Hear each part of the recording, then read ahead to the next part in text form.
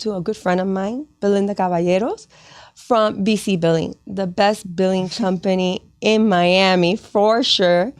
She's been helping me at SFR for, oh my God, I don't even know how long. It's been, I think, more than 10 years. So I would love to introduce you to her. She is an entrepreneur and also founder of Hope with some other colleagues of her. And let's get this started. Good morning. Good morning. Thank you, Yoli. Thank you for inviting me to this. It's amazing. Thank you so much for being here, my friend. How are you? I'm doing well. I'm doing well. Things are good. I know you've had a busy December because you had the event for Hope and everything. We did. It was a busy December. I mean, Decembers are always busy, but it was December leading up to the event. But it turned out great. We're very proud of it. It's our baby. You should be. It was beautiful. Thank you. But let me start by asking you a few questions regarding yourself. Okay. And I know you're from Miami, so share a little bit. Did you go to school here? Did you go to college here? What did you do? I did. So my parents came in, I think it was, my dad was young. My dad was he went to middle school here, so it was a long time ago. Like 13 or so? Yeah. So he was here young. I was born here. I was born in Hialeah Hospital. Oh, I went to Flamingo Elementary, Hialeah Junior, and Hialeah High School. Oh. So I was born and raised here in Miami, in Hialeah. And now my business is in Miramar, so I'm more in Broward now. But yeah, I am native. And, well, I love billing. I mean, my background is on billing too. And tell me a little bit how you started BC Billing. BC Billing, believe it or not, started just by mistake. It wasn't really something I sought out to do. I was working as a practice manager for a cardiology office, and I did medical billing there as well. And one of our friends who also has a therapy company asked me to help her with accounts receivable, which I did. And then she told me, you should start a business. And I said, no, I'm very comfortable here at my job with my 3 weeks of vacation and my salary, and I don't want that responsibility. And she said, absolutely not. You're starting a business. And then she referred me somebody. Wow. And that person then referred me somebody. And by the time you knew it, I had to quit my job. Wow. And I had a full-blown business thanks to her support and referring. Wow. And up through maybe a year ago, our business has all been referral, mouth-to-mouth, referral situation. Referral basis. Yeah, we haven't really done a lot of marketing. We just started doing some marketing this year. Hoping to get, thank you. Hoping to grow a little bit more, but everything has been referral based, which is something I think a little bit to be proud of. Absolutely. Of course, you need to be proud of that. There's nothing like the best thing of word of mouth. Yes. And that tells you that you're doing a good job and people are happy with your services. That's how I feel. I feel people talk always. And if people are not happy with your service and they're not happy with what you're doing, they will not tell anybody anything good about you. And they will, more people will talk about the bad things that you did than the good things that you did. So we always strive, no matter how big we grow, to stay with a small mind, with a small company mentality. We're for the community. We want to have customer support. We want to hold your hand through all of this. It's just a little bit different the way we structure it. So let me ask you a little bit about BC Billing and the insurance world, right? I think right now everybody, open enrollment just finished. Yes. And your job has become much more difficult throughout the years. I mean, before it was maybe 2 or 3 plans under one big corporation, and now one big corporation has 10 plans under them. It's kind of crazy. And especially in Miami, that there's so many new insurances coming in and leaving at the same time. So tell me a little bit how you see the insurance world right now regarding open enrollment and, benefits and so forth. Insurance has definitely shifted a lot in the time that I've had this company, which has been 14 years, and in the 20 years that I've done it. Things such as reimbursements have been affected, bundling of services where before you used to get paid for everything you did, now they've been bundled so the providers get paid less.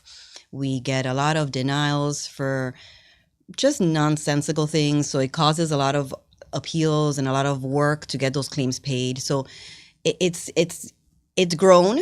The insurance industry has definitely grown, but I don't know that it has been beneficial in a sense to the providers that are providing these services for the patients. There's less reimbursement for more work having to be done, right, and patients are having more out of pocket costs for the insurances that they're paying for. Wow. And in the back end, for the workers, for our company, it's a lot more work to get those claims paid than it used to be. Wow. And now the authorization situation is that you need an authorization basically for everything. everything. For everything. Anything you do, you basically need an authorization. And a lot of these plans now are high deductible plans, which means that even most of your regular cares don't get covered until you meet your deductibles. Yes. So it's been challenging for patients and providers in the last few years. What advice do you give to patients that are going to go do a procedure or something? And, before people, they would just say, okay, I have a procedure. And then, they tell you your copay and so forth. But a lot of times now it's different now, right? Because before it's straightforward. Before they would tell you you have a $500 deductible or a $500 copay, and you knew that's what you had to pay.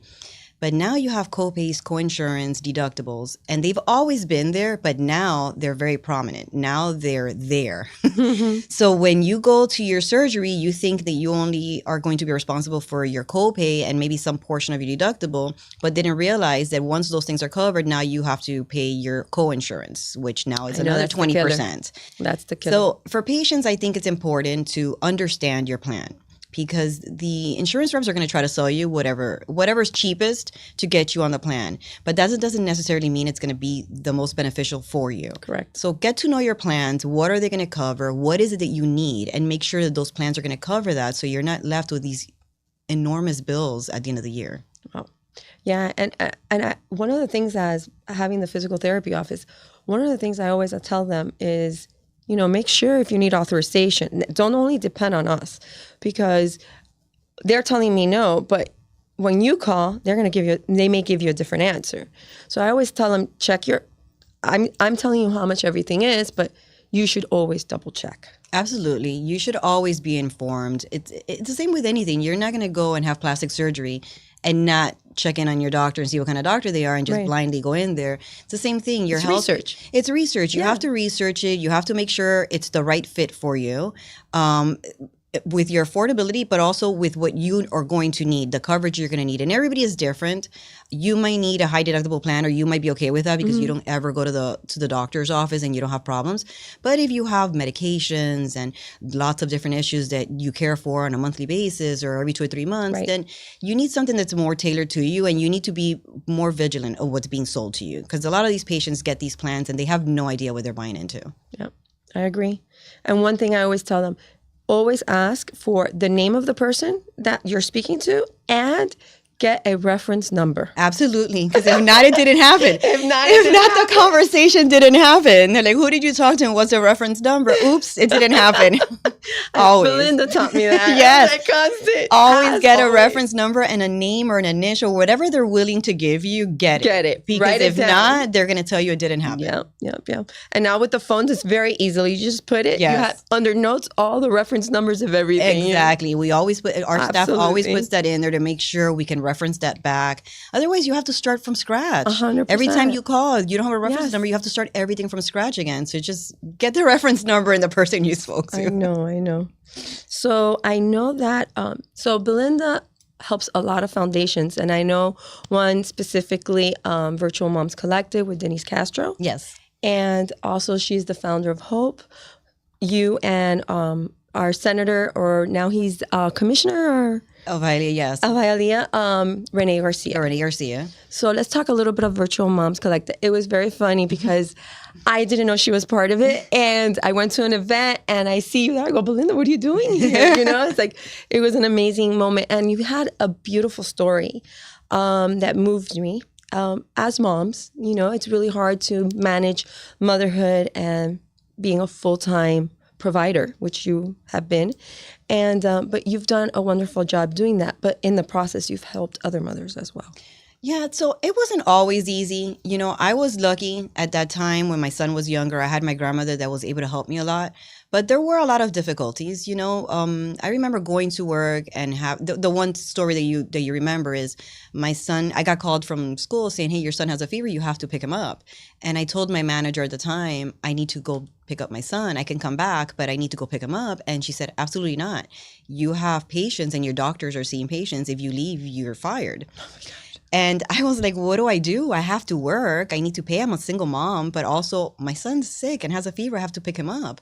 And so fortunately for me, 2 of my coworkers told me, go punch out, go pick up your son. I spoke to the doctor. We're going to stick your son in one of the rooms, come back in. We're not going to tell the manager anything. Just come through the back door. And that's what I did. And they covered for me. And I brought my son to work with me and they helped me. And I swore, beautiful. yes, I appreciated that always because that's a tough position. That's a tough choice you have to make. Like, do I get my salary or do I pick up my sick child? What do you do? So I'm very fortunate that it happened and that those people were there for me to help me. And I always said, if I'm ever in a position to help a mom, I will never make her make that decision because that's horrible to put somebody in that position. And, one of the things when you said that story is you didn't know what direction you were going to go, right? And look where you're at today. Yes. And then you stand by your word, right? And that was so impressive because I know you've helped all your employees. Especially if they're mothers, you're very understanding. And that's one of your greatest qualities, I believe so. And you did that. You kept your word. And I think that's something that is admirable, that you kept that. And that gives help women that are trying to find a job and stuff, that there are women out there that are willing to help you. Absolutely. Absolutely. I've always been an advocate for women. Not only because I'm a woman, but because I've seen what being a woman is. I've seen how the struggles to get to be an entrepreneur, to be a mother, to have it all. I know how difficult that is. And people make it unnecessarily more difficult for women. And so I understand that. I lived that, and I've always been a strong advocate for women, and I swore I would never be that person. And even through now, even aside from my foundations, in my office, we have paid mentorship programs for women that either want to switch careers or maybe they were stay-at-home moms that want to get into the workforce. And so we train them. We show them how to get their certifications. We give them on-the-job training that is paid.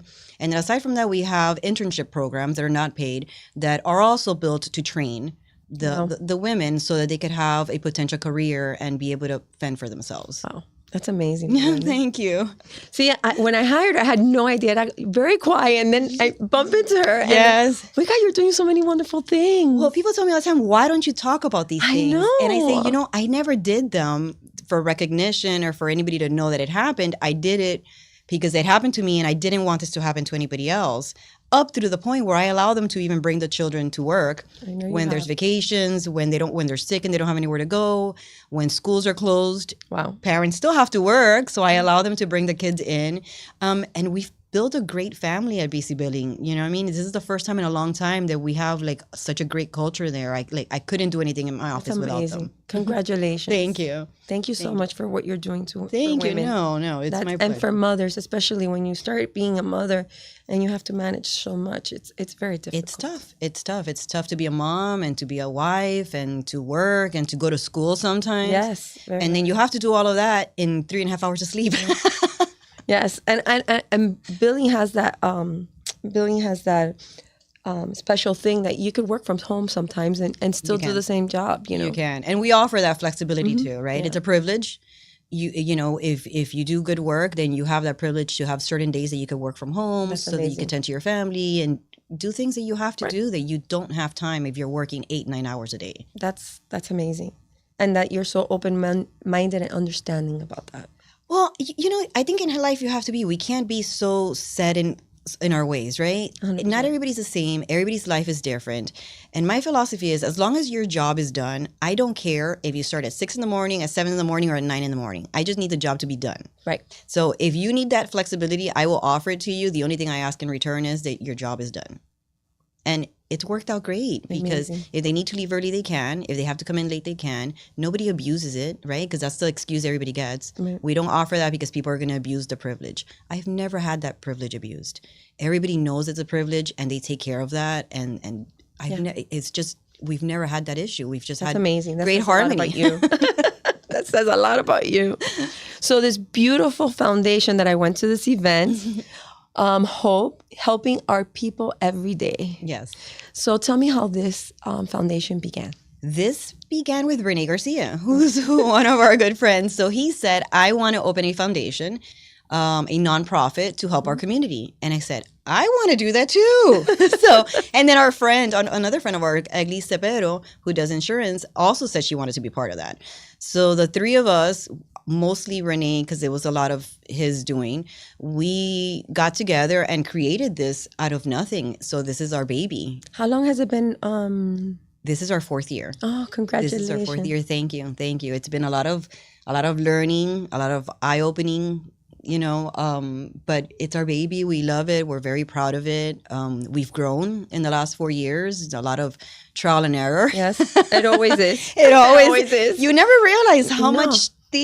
many things you have to do until you actually have to do them. 100%. Trust me, I know what you're talking about. It's kind of crazy. Yes. And how much work Yes. to have a foundation it is, because it's consistent work. It is consistent. Especially when you have an event like the one you had. It's like at least 6 months prior. Consistent work. Yeah. And let's be honest, we founded this and we are part of the board and we give a lot of opinions and a lot of orders. But at the end of the day, we can't do any of this without the people at the office that are the ones really putting in all the work. And all of the supporters, right? Because we can't do any of this without our supporters. So who are you helping in the community? So we help anybody that needs help, right? We have a food pantry who has grown and we're feeding 300 families a week. We have food drives that we do. We have toy drives. We have pet adoptions. Wow. We help. There's people that need healthcare. We put them in contact with the right people to get them their healthcare. People that need paperwork done for the government, we put them in the right contact. So if we can't get it done for you, we will put you in contact with a person that can help you. The purpose of our organization is to give you hope, not to lose hope. If you need something, even if we can't give it to you, we're going to get you the person that can get it for you. We don't want you to lose hope. We want you to have that hope because, as Renee says, right? Once you lose the hope, then we get into dark places. We want you not to lose that hope. As long as you have that hope, we can move forward. That's so important. I believe in hope so much, especially during the time that we're living right now. We cannot live in fear. We have to live in hope. Yes. Right? So I want to show a picture or the video of the Freedom Tower when Renee spoke. I thought that speech was, wow, it took my breath away. I have to commend him for such a beautiful speech about talking about how everything, what the Freedom Tower means to us as a community in Miami. So would you like to talk a little bit about that? Absolutely. Renee has a gift, right, of he never writes any of these speeches down. He talks from his heart, which is how you know it's genuine. And it's such a passion project for us. And then when we found this beautiful venue, the Gale Hotel, which was amazing. It was Gale beautiful. Hotel. I advise anybody to go there. The view is spectacular. Amazing. And the staff was amazing and they were great throughout the whole process. It was our first year doing our fundraiser at this location. And when I got there, he told me, wait till you see the rooftop or where the pool's at. So when I get there, I'm like, is that the Freedom Tower? He's like, yes. I'm like, oh my God, we have to do the event here. And then he went up there and he spoke about hope and why we did this. And everybody gets a little teary-eyed with the speech because it's true. We live in a time where sometimes we lose a little bit of hope and we want to make sure everybody understands that, don't lose your hope. We're here. And this is the board members. The one that has the flower, I know her story was very impactful too. How she was sick and realized that she had to do something. Yes, so that's Fanny. Fanny is our gold star. She is the one that takes care of everything in the office. Thank you, Fanny. Yes, thank you, Fanny. And we as the board of directors are sometimes not easy because we know what we want and we want it done. Mm-hmm. And quite honestly, if it weren't for Fanny, we wouldn't be able to get any of these things done because she gets everything done for us. She was amazing. And then this year we also had Annie, who's on all the way to the left here next to Renee and myself. She helped out a lot too. This was her first year helping us. So thanks to the two of them, we were able to get this event successful this year. It was beautiful. And the food was great. And everything was amazing. Thank you. We were very proud of it this year. And I love the colors. I don't know. He said, did the color represent you guys? Yes. So we asked them if they could change the colors to our logo colors, and they did. So the Freedom Tower was lit up in blue for our organization. That's very nice. Yes. Thank you, Freedom Tower. Yes. I don't know who handles it, but that was an amazing thing to do. It was. I think the event, one of the things I loved about the event is everybody's spirit was very in the same moment. I felt everybody was relieved but proud of what they had done. And it was just a community of people that have, you could see that their hard work was shown. Yes. And that they loved what they were doing. So it was beautiful. Yeah, it was beautiful. And, we're so grateful to everybody that helped in the event. All of these people that are here in this picture were either part of the event committee, or board members, or were former board members. And everybody played a huge part in making this event. Not just this year, but all the previous years, what it has been. How many events do you have a year? So we have the fundraiser once a year in December, and then we do several little things throughout the year, not so much to raise money, but to give back to the community. Mm-hmm. But our one big fundraiser is at the end of the year in December. In December. And it's always in December. It's always been December. We might make a little tweak to that next year to November, but it has always been in December because we wanted to tie it in with the Art Basel. Oh, that's right. Because we do the art. We have the local artists, which we support. Artists, yes. So we support the local artists, and they come in, and we allow them to exhibit their art. And then 2 years ago, I wanted to bring arts back to the students of Miami-Dade. So we opened up a competition, ornament contest. So all we ask is that the word hope is on the ornament drawing, mm-hmm. and all of the children in the different schools submit their drawings. Wow. We vote on them, and then we put them on an ornament, and we gift those to all of our sponsors and everybody that attends our events. Wow, that's amazing. Yes. That was very smart. I love it. I know, we're so proud of that because it's grown, right? This was the second year that we did that. The first year we had some students bring out art, and then this year we had even more. Wow. So we're anticipating it's just going to keep growing, and it's just a little bit of an avenue for kids to express themselves. Yes, and art is so important, it's very important. It's extremely important. It just opens the horizon in your mind. Like, I honestly believe it just makes you a better person. Like, and it helps you relieve so much stress and so much. I love art. Like, love it. Art is important, right? And there's different forms of art, right? There's different forms of art. It's not just painting. I can't paint. I love art. I will buy art and hang it all on my walls, and they're all over the floors. I like crafts. I like to crochet. 100%. I like to organize. I like plants. I like my art is different, but art is important, right? Because it's an outlet, like you said. Mm-hmm. It's for people with anxiety, people with stress. Mm-hmm. It's something to break up the monogamy of your work day or going to school every day. Mm-hmm. So art is important. We wanted to bring it back to the students, and so now we have that ornament contest, which we're so proud of. So it's just growing. It's growing. We're super excited. Steps, right? But now you're taking big steps. We're starting to take bigger steps. Little by little. Congratulations. I'm so happy for you. Thank you. I appreciate that. So if someone wants to volunteer, or, we always need volunteers, especially for foundations. It's so hard to do everything on your own. Do you have some way that students could volunteer for the events? Absolutely. So they can either reach out to our office through Instagram or directly through office. They could ask for Fanny.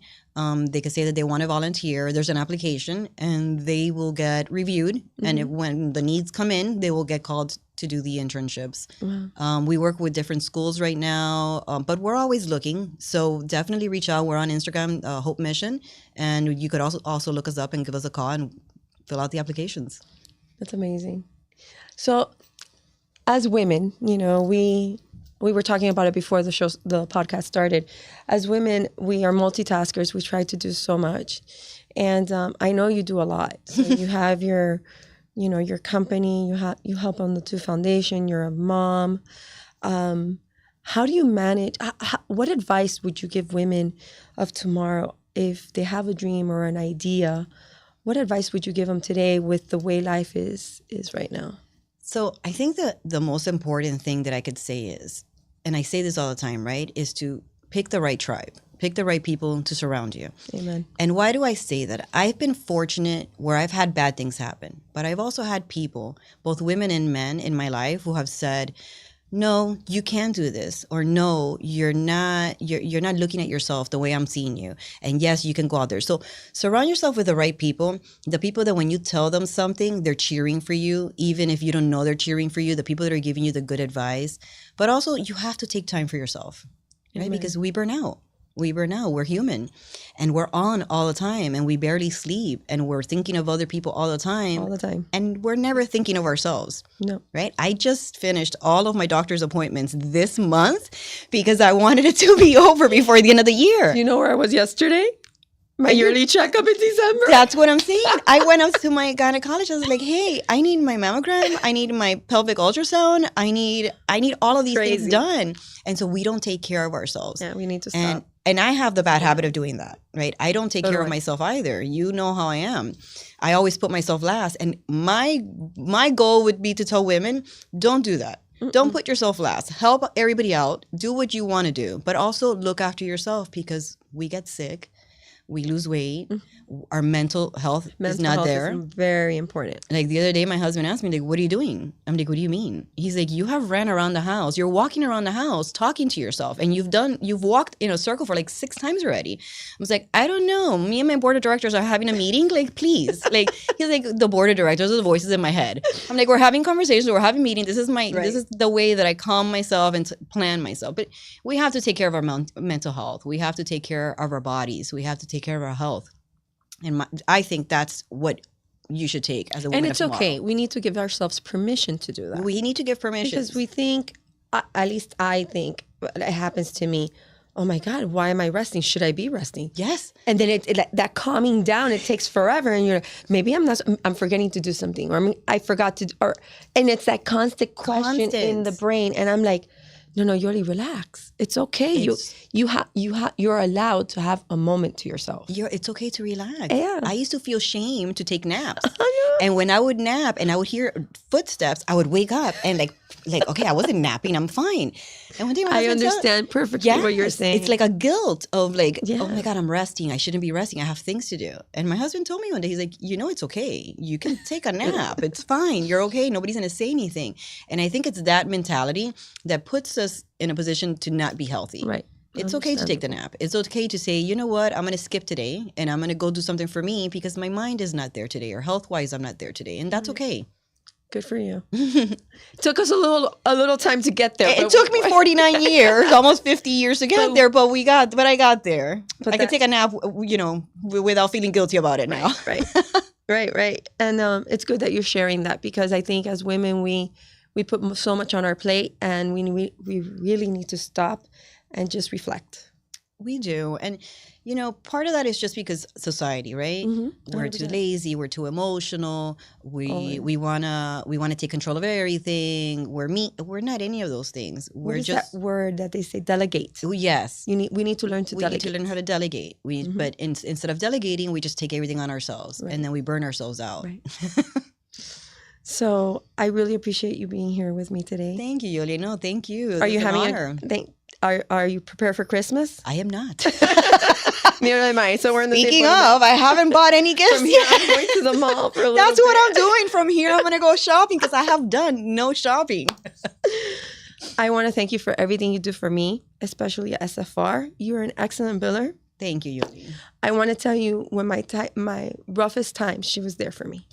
Every business has a rough time. There's no such thing as a perfect business and everything's high. No, it has its highs and lows. And when I was at my low, Belinda was my friend. And not only a partner or a contract, what I want to say, but at that moment, she was my friend, and I will always be grateful for that. Oh, thank you, Yoli. I appreciate that. And thank you for supporting Believer, because she's also been a supporter of Believer since the beginning. And you're a wonderful lady. Oh, thank you. I only wish you only the best, a wonderful, blessed, Merry Christmas and a prosperous, Happy New Year. Thank you so much. Likewise. I've been very fortunate to meet wonderful women this year. This is one of those women. I hope you have the gift that I've had this year of meeting wonderful women every day that are doing wonderful things for their community. It is a blessing. If you see it, acknowledge it. Hard work is hard work, but it's always nice when someone notices. So I hope you have a blessed holiday season. Merry Christmas, Happy Hanukkah. It's a time to be joyful and be with family. And like I always end my show, always keep hope alive and always believe that dreams do come true. You just have to work hard, but don't give up on the hope. It will happen. Have a blessed, wonderful holiday season. Thank you for being here and supporting me at Wonder Women and this beautiful company, community newspaper with the Miller family. Thank you for giving me this